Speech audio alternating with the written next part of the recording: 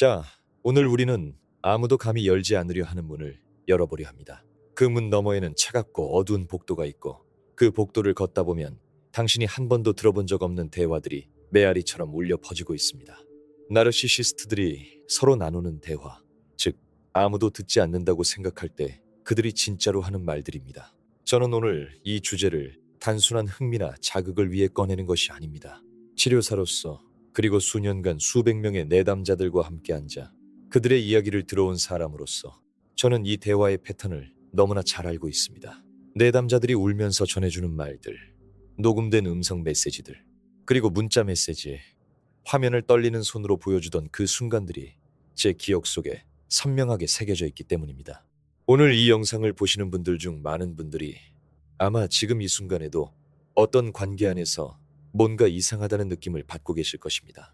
분명히 잘못된 것 같은데 정확히 무엇이 잘못되었는지 말로 설명하기 어렵고 상대방의 말은 늘 그럴듯하게 들리는데 왜 내 마음은 이렇게 지쳐 있는지 모르겠다는 분들, 이 영상은 바로 여러분을 위한 것입니다. 나르시시즘이라는 주제가 인터넷에 넘쳐나는 시대에 우리는 살고 있지만 정작 그들이 서로에게 어떤 언어를 사용하는지, 어떤 전략을 공유하는지, 어떤 세계관을 가지고 있는지에 대해 깊이 있게 다룬 컨텐츠는 많지 않습니다. 그래서 오늘 저는 그 침묵의 코드를 해독해 드리려 합니다. 침묵의 코드라는 표현을 쓴 이유가 있습니다. 마치 고대의 암호문처럼 나르시시스트들의 내부 언어는 외부인이 보기에는 평범하거나 심지어 친절하게 보이기도 합니다. 그러나 그 암호를 해독하는 순간 전혀 다른 의미가 드러납니다. 마치 자외선 조명을 켰을 때 보이지 않던 잉크로 쓴 글씨가 갑자기 드러나는 것처럼 말입니다. 오늘 우리는 그 자외선 조명을 함께 켜볼 것입니다. 이 채널을 아직 구독하지 않으신 분들께 부탁드립니다. 지금 바로 구독 버튼을 눌러주세요. 이 채널을, 이곳은 심리적 건강과 관계의 회복을 위한 공간입니다. 저는 매주 나르시시즘, 트라우마 유대, 감정적 학대, 그리고 치유의 여정에 관한 깊이 있는 콘텐츠를 올리고 있습니다. 여러분이 구독해 주신다는 것은 단순히 숫자가 늘어나는 것이 아니라 이 공동체가 더 강해진다는 의미입니다. 힘든 시간을 보내고 있는 누군가에게 이 영상이 도달할 수 있도록 좋아요와 공유도 부탁드립니다. 그리고 오늘 이 자리에 함께 해주신 모든 분들께 진심으로 감사드립니다. 여러분이 이 주제를 찾아보고 있다는 사실 자체가 이미 용기 있는 일입니다. 자신의 경험을 직면하고 이해하려는 그 의지가 치유의 첫 번째 문을 여는 열쇠입니다. 자, 그럼 이제 본격적으로 시작해 봅시다. 첫 번째로 우리가 살펴볼 것은 나르시시스트들이 서로 대화할 때 가장 먼저 하는 일, 바로 공급원 분류하기입니다. 이것을 이해하기 위해 잠깐 상상해 보세요. 당신이 어느 날 낯선 도시에 도착한 사냥꾼이라고 가정해 봅시다. 이 사냥꾼은 새로운 영토에 발을 디디는 순간 가장 먼저 무엇을 합니까? 지형을 파악하고 먹잇감이 어디에 있는지 확인하고 어떤 덫을 놓을지 계획을 세웁니다. 나르시시스트가 새로운 사회적 환경에 들어갈 때도 정확히 이런 방식으로 작동합니다. 그리고 충격적인 것은 그들이 같은 나르시시스트를 만났을 때 이 분류 작업을 함께 수행한다는 점입니다. 두 명의 나르시시스트가 만나면 어떤 일이 일어날까요? 많은 분들이 상상하듯 그들이 서로 충돌하거나 즉시 경쟁 관계에 돌입한다고 생각할 수 있습니다. 물론 그런 경우도 있습니다. 그러나 더 자주 일어나는 일은 다릅니다. 그들은 서로를 알아보고 일종의 암묵적인 동맹을 맺습니다. 마치 두 명의 포식자가 같은 사냥터에서 마주쳤을 때 충분한 먹잇감이 있다면 협력하는 것처럼 말입니다. 이 동맹의 첫 번째 언어는 바로 공급원에 대한 평가와 공유입니다. 나르시시스트들의 내부 용어 중 나르시시스틱 서플라이, 즉 나르시시스틱 공급이라는 개념이 있습니다. 이것은 나르시시스트가 자신의 자아를 유지하기 위해 외부에서 끌어오는 관심, 감탄, 두려움, 복종 등 모든 형태의 정서적 연료를 의미합니다. 나르시시스트에게 타인은 근본적으로 이 공급을 제공하는 원천, 즉 공급원입니다. 그리고 그들이 서로 만나 나누는 대화의 상당 부분은 어떤 사람이 좋은 공급원인지, 어떻게 그 공급원을 최적으로 활용할 수 있는지에 관한 것입니다. 이 대화는 표면적으로는 전혀 그렇게 들리지 않습니다. 우리가 일상에서 쓰는 언어와 매우 비슷해 보이기 때문입니다. 예를 들어 두 명의 나르시시스트가 직장 동료에 대해 이야기한다고 해봅시다. 한 명이 말합니다. 그 사람 진짜 착해. 뭐든 다 해줘. 라고 말하면 다른 한 명이 응답합니다. 맞아. 거절을 잘 못하더라. 어렸을 때 뭔가 있었던 것 같아. 이 대화를 외부에서 들으면 그냥 두 사람이 지인에 대해 이야기하는 것처럼 들립니다. 그러나 그 대화 안에 들어있는 실제 의미는 이렇습니다. 저 사람은 착취하기 쉬운 대상이다. 경계 설정이 약하다. 아마 트라우마가 있을 것이다. 즉, 그 트라우마를 이용할 수 있다.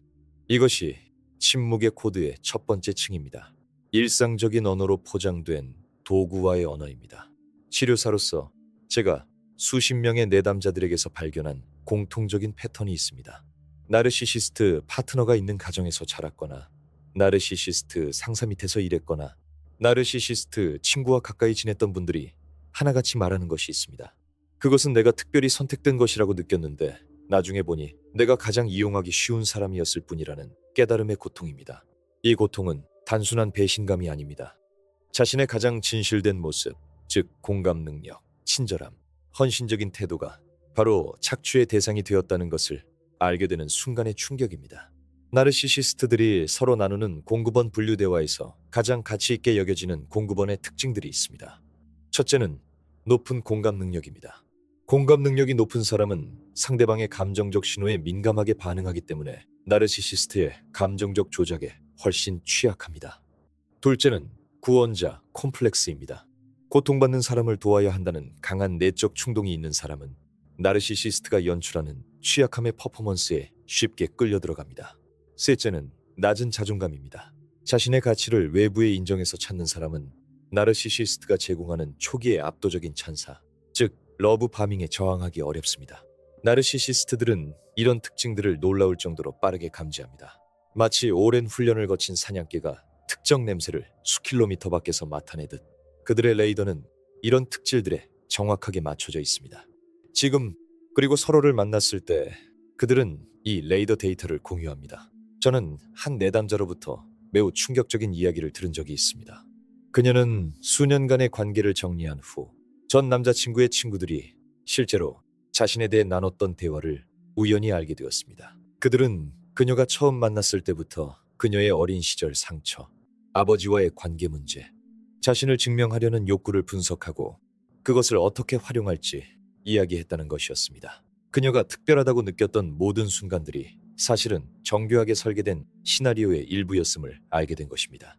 이것이 바로 나르시시스트들이 서로 대화할 때 하는 첫 번째 일입니다.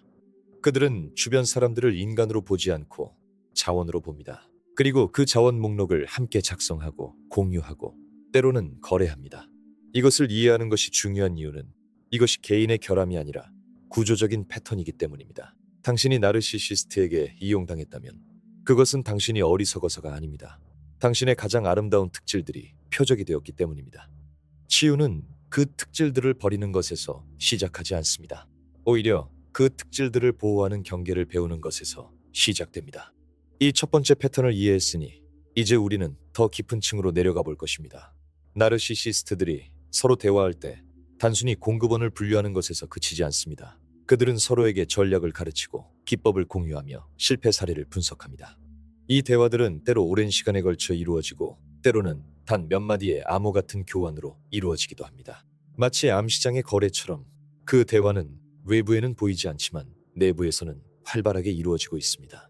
다음으로 우리가 살펴볼 내용은 아마도 이 영상에서 가장 불편하게 느껴지는 부분일 수 있습니다.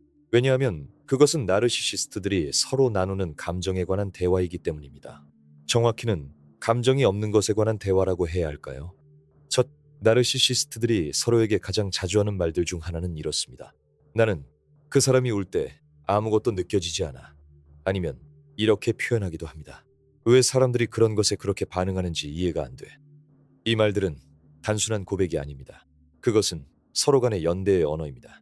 나는 너와 같이 일반인들과 다르다는 선언입니다. 이 두 번째 주제로 넘어가기 전에 한 가지 중요한 것을 말씀드려야 합니다. 나르시시즘은 스펙트럼입니다. 우리 모두는 어느 정도의 자기중심적 특성을 가지고 있으며 나르시시스틱 성격 장애로 진단받는 사람들과 단순히 나르시시스틱 특성이 강한 사람들 사이에는 중요한 차이가 있습니다. 오늘 우리가 이야기하는 것은 주로 심각한 수준의 나르시시즘 패턴에 관한 것입니다.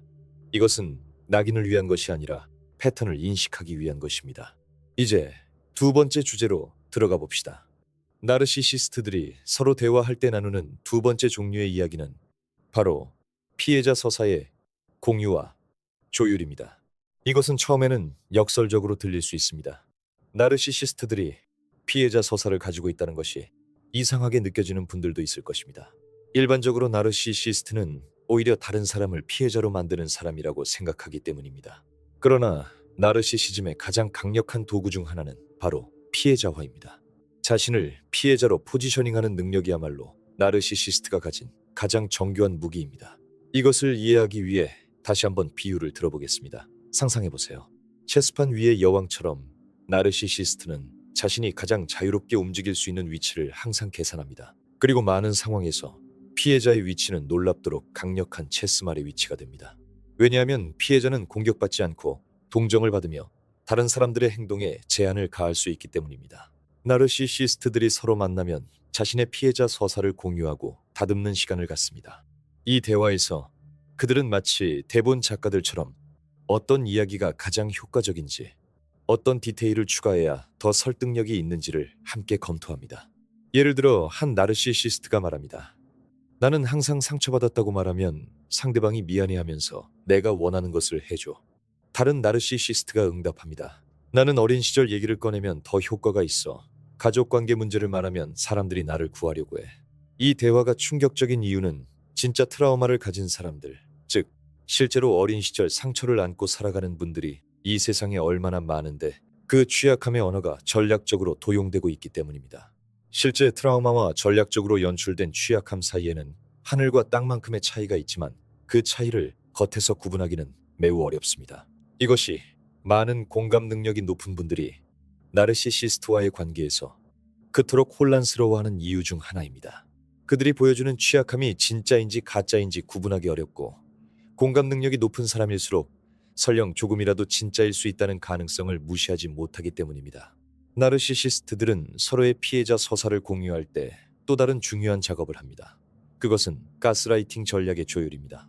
가스라이팅이라는 용어는 이제 많은 분들이 알고 계시지만 나르시시스트들이 서로 이 전략을 어떻게 공유하고 개선하는지에 대해서는 잘 알려지지 않았습니다.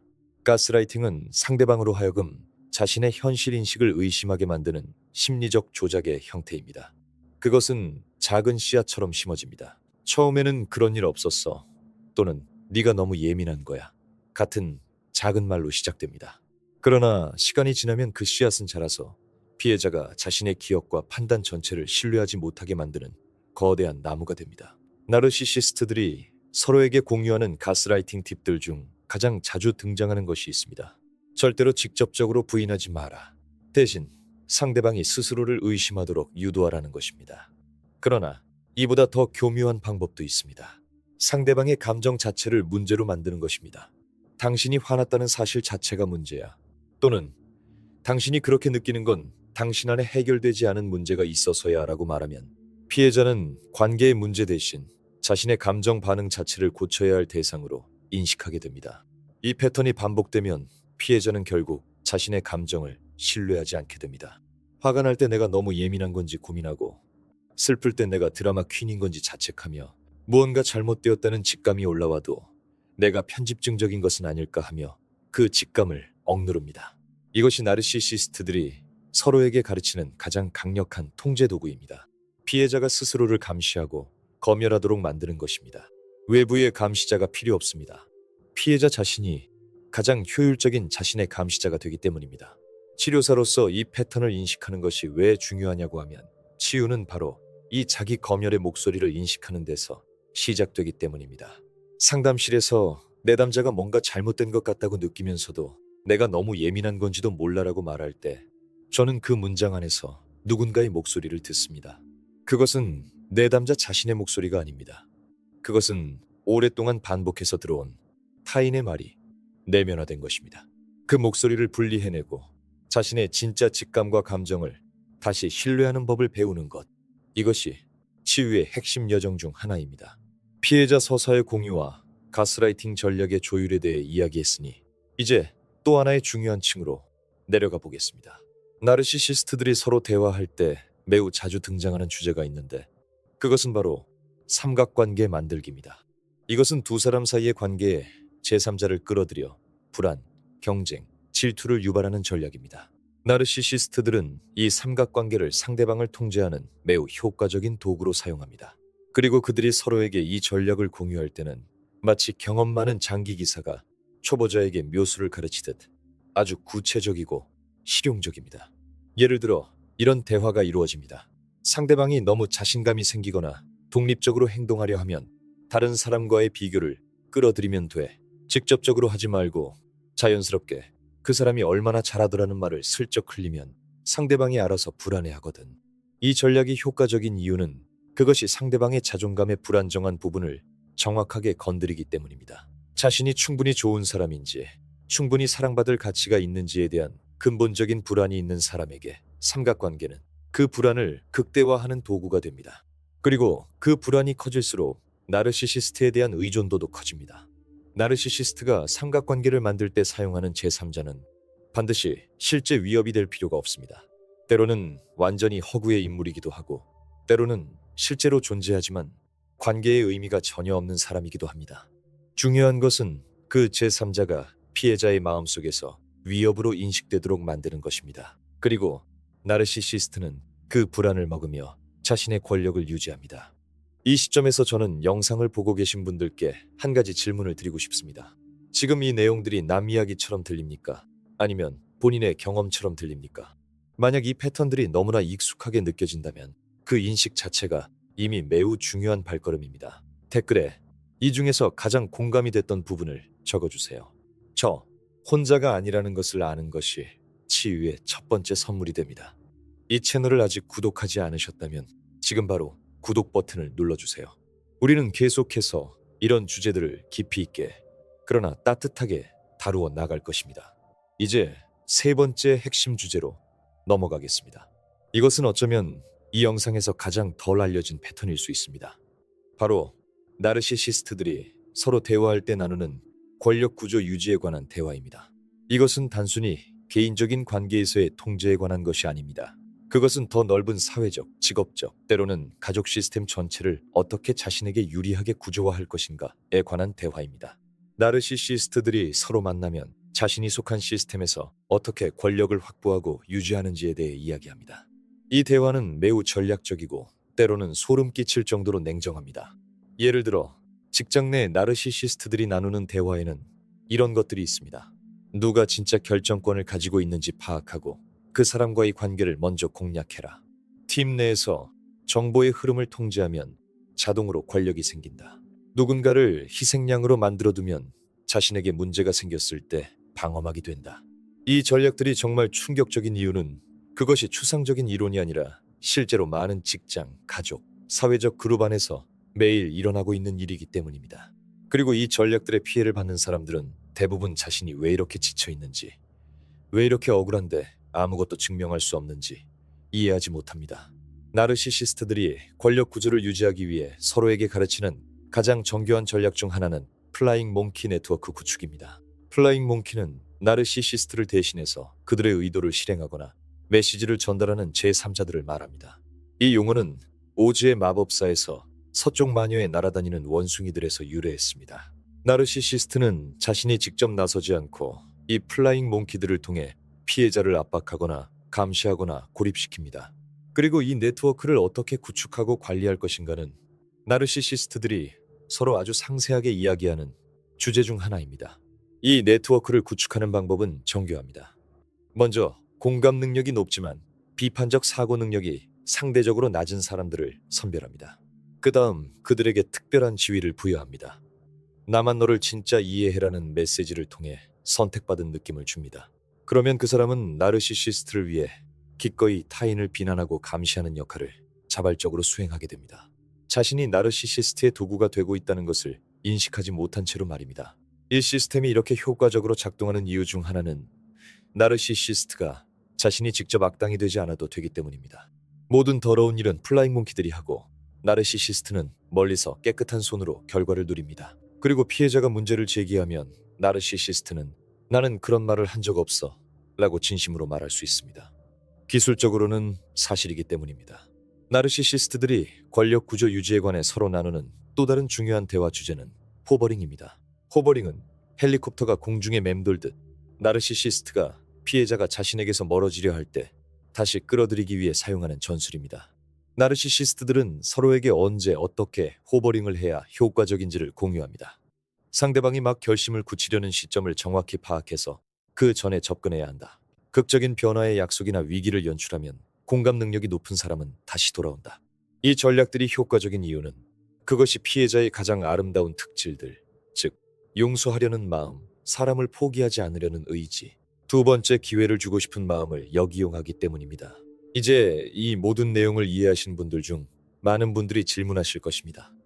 그렇다면 나르시시스트들은 진짜로 아무 감정도 없는 것인가요? 그들은 인간이기를 포기한 것인가요? 이 질문에 대한 답은 복잡합니다. 나르시시즘의 역설 중 하나는 나르시시스트들이 실제로 매우 강렬한 감정을 가지고 있다는 것입니다. 그러나 그 감정은 주로 자신에게 향해 있습니다. 자신에 대한 비판, 자신의 이미지에 대한 위협, 자신이 받아야 한다고 생각하는 것을 받지 못하는 것에 대한 분노, 이것들은 매우 강렬하게 느낍니다. 그들이 느끼지 못하는 것은 타인의 고통에 대한 공감, 즉 자신의 행동이 타인에게 미치는 영향에 대한 감수성입니다. 이 공감의 결여가 그들의 내부 대화를 가능하게 합니다. 자신의 전략이 타인에게 얼마나 큰 상처를 주는지를 실제로 느끼지 못하기 때문에 그 전략을 아무렇지도 않게 공유하고 개선할 수 있는 것입니다. 이것을 이해하는 것이 왜 중요하냐면 나르시시스트를 변화시키려는 시도의 한계를 이해하는 데 도움이 되기 때문입니다. 공감이 결여된 상태에서는 상대방의 고통이 행동 변화의 동기가 될 수 없습니다. 왜냐하면 그 고통을 진짜로 느끼지 못하기 때문입니다. 이것이 나르시시스트와의 관계에서 변화를 기다리며 머무르는 것이 왜 그렇게 소진적인지를 설명합니다. 그리고 이것이 많은 분들이 치유의 여정에서 가장 받아들이기 힘들어하는 진실 중 하나입니다. 그러나 이 진실을 받아들이는 것이 자유로 가는 문을 여는 열쇠가 될 수 있습니다. 지금까지 우리는 나르시시스트들이 서로 대화할 때 나누는 세 가지 주요 패턴을 살펴보았습니다. 공급원 분류와 도구와 피해자 서사의 공유와 가스라이팅 전략 조율, 그리고 권력 구조 유지를 위한 전략적 대화입니다. 이 모든 것이 압도적으로 느껴질 수 있습니다. 그리고 이 주제가 불러일으키는 감정들이 댓글에 아주 다양하게 나타날 것이라는 것을 저는 알고 있습니다. 분노, 슬픔, 안도, 혼란, 그 모든 감정들이 유효합니다. 지금 느끼시는 것들을 댓글에 나눠주세요. 이 영상이 도움이 되셨다면 좋아요 버튼을 눌러주시고 비슷한 어려움을 겪고 있는 분들에게 공유해주세요. 그리고 아직 구독을 안 하셨다면 지금 구독 버튼을 눌러주세요. 우리 함께 이 여정을 계속해 나갈 것입니다. 이제 오늘의 마지막 부분으로 넘어가겠습니다. 그것은 어쩌면 이 영상에서 가장 중요한 부분일 수 있습니다. 우리는 나르시시스트들이 서로 나누는 대화의 패턴들을 살펴보았습니다. 그러나 이 모든 정보는 단순한 지식으로 끝나면 안 됩니다. 그것은 치유와 자기 보호를 위한 도구가 되어야 합니다. 마지막으로 살펴볼 패턴은 아마도 가장 중요하면서도 가장 덜 이야기되는 것입니다. 바로 나르시시스트들이 서로 대화할 때 자신들의 가면에 대해 어떻게 이야기하는가입니다. 나르시시즘 연구에서 가면이라는 개념은 중요합니다. 나르시시스트는 진짜 자아를 숨기고 외부에 보여주기 위해 정교하게 만들어진 페르소나, 즉 가면을 씁니다. 이 가면은 매우 다양한 형태를 취할 수 있습니다. 성공하고 완벽한 사람의 가면, 희생하고 헌신하는 사람의 가면, 상처받은 예술가의 가면, 영적으로 깨어있는 사람의 가면까지 정말 다양합니다.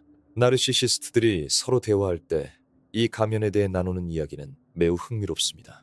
왜냐하면 그 대화에서 그들은 가면 뒤에 있는 자신의 진짜 모습에 대해 어느 정도 인식을 드러내기 때문입니다. 예를 들어 이런 대화가 이루어집니다. 나는 밖에서는 항상 완벽하게 보이려고 노력해. 근데 집에 오면 너무 지쳐. 아니면 이렇게 말하기도 합니다. 사람들이 진짜 나를 안다면 아무도 없을 것 같아. 이 말들은 표면적으로는 취약한 고백처럼 들립니다. 그러나 치료사로서 저는 이 말들 안에서 두 가지 다른 층을 봅니다. 하나는 실제로 자신의 내면 공허함에 대한 인식이고, 다른 하나는 그 인식을 또 다른 전략으로 활용하는 것입니다. 나르시시스트들은 때때로 서로에게 가면을 유지하는 것에 피로함을 토로합니다. 그리고 그 순간 그들은 같은 나르시시스트인 상대방에게 진짜 자신을 보여줄 수 있다고 느낍니다. 왜냐하면 상대방도 같은 게임을 하고 있기 때문에 자신을 이용하거나 판단하지 않을 것이라는 안전함이 있기 때문입니다. 이것이 역설적으로 두 나르시시스트 사이에 형성되는 가장 진실된 관계의 형태입니다. 그러나 이 진실함도 결국 도구적입니다. 서로의 취약함을 공유하는 것은 서로를 더 잘 이해하고 더 깊이 연결되기 위한 것이 아니라 서로가 서로에게 위협이 되지 않는다는 것을 확인하고 필요하다면 상대방의 약점을 나중에 활용할 수 있는 카드를 확보하기 위한 것입니다. 나르시시스트들이 가면에 대해 이야기할 때 또 하나의 중요한 주제가 있습니다. 바로 가면이 벗겨지는 순간, 즉 나르시시스틱 분노가 폭발하는 순간에 대한 것입니다. 나르시시스틱 분노는 일반적인 분노와 다릅니다. 그것은 자신의 이미지가 위협받거나 예상했던 공급이 차단되거나 통제를 잃게 되는 순간 폭발하는 극도로 강렬한 감정 반응입니다. 나르시시스트들은 서로에게 이 분노 폭발 이후를 어떻게 관리할 것인가를 이야기합니다. 분노 폭발 이후에 상대방이 얼마나 충격을 받았든 간에 그 이후에 어떻게 사과하거나 후퇴하는 척함으로써 상황을 다시 자신에게 유리하게 만들 것인가에 대한 전략을 공유합니다. 이것이 많은 분들이 경험하는 사과 후 반복 사이클의 구조입니다. 진짜 사과는 행동의 변화를 수반합니다. 그러나 나르시시스트의 사과는 상황 관리의 도구입니다. 그 차이를 인식하는 것이 중요합니다. 이 모든 것들을 살펴보면서 저는 여러분께 한 가지 중요한 것을 상기시키고 싶습니다. 이 모든 전략과 패턴을 이해하는 것은 나르시시스트를 악마화하거나 모든 어려운 사람을 나르시시스트로 분류하기 위한 것이 아닙니다.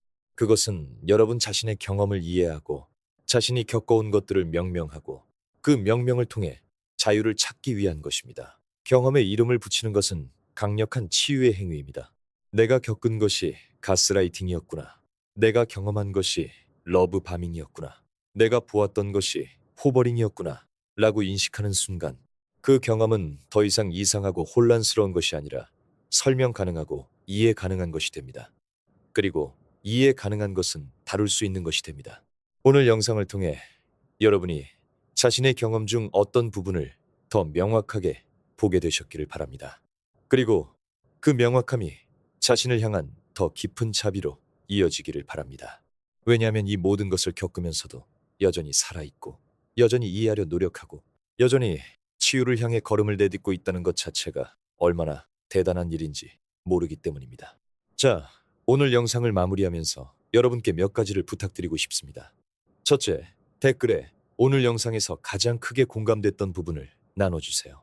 여러분의 이야기가 다른 누군가에게 당신만 그런 것이 아니에요 라는 가장 필요한 메시지가 될 수 있습니다. 둘째, 이 영상이 도움이 되셨다면 지금 좋아요 버튼을 눌러주세요. 알고리즘이 이 콘텐츠를 더 많은 분들에게 보여줄 수 있도록 여러분의 작은 행동이 큰 차이를 만듭니다. 셋째, 아직 구독하지 않으셨다면 지금 바로 구독 버튼과 알림 설정을 눌러주세요. 매주 이런 주제들을 깊이 있게 다루는 영상들이 올라오고 있습니다. 그리고 넷째, 지금 이 순간 힘든 관계 안에 있는 분들, 혼자서는 감당하기 어렵다고 느끼시는 분들, 전문적인 도움을 받는 것을 두려워하지 마세요. 치료사를 찾아가는 것은 약함의 표시가 아닙니다. 그것은 자신을 충분히 가치 있다고 여기는 용기 있는 선택입니다. 나르시시스트들이 서로 나누는 침묵의 코드에 대해 우리가 오늘 이야기한 모든 것들, 공급원 분류, 피해자 서사의 공유, 가스라이팅 전략의 조율, 권력 구조 유지, 그리고 가면의 언어들, 이것들을 이해하는 것은 여러분을 더 이상 그 코드의 피해자가 되지 않도록 하는 보호막이 됩니다. 지식은 힘입니다. 그러나 더 정확하게 말하면 자신의 경험을 이해하는 지식은 자유입니다. 그 자유를 향해 우리는 함께 걷고 있습니다. 오늘도 이 자리에 함께 해주셔서 진심으로 감사드립니다. 여러분의 치유 여정을 응원합니다. 다음 영상에서 다시 만나 뵙겠습니다. 그때까지 자신에게 친절하세요. 자신을 사랑하세요. 그리고 기억하세요. 당신은 충분히 가치 있는 사람입니다. 항상 그랬고 앞으로도 그럴 것입니다.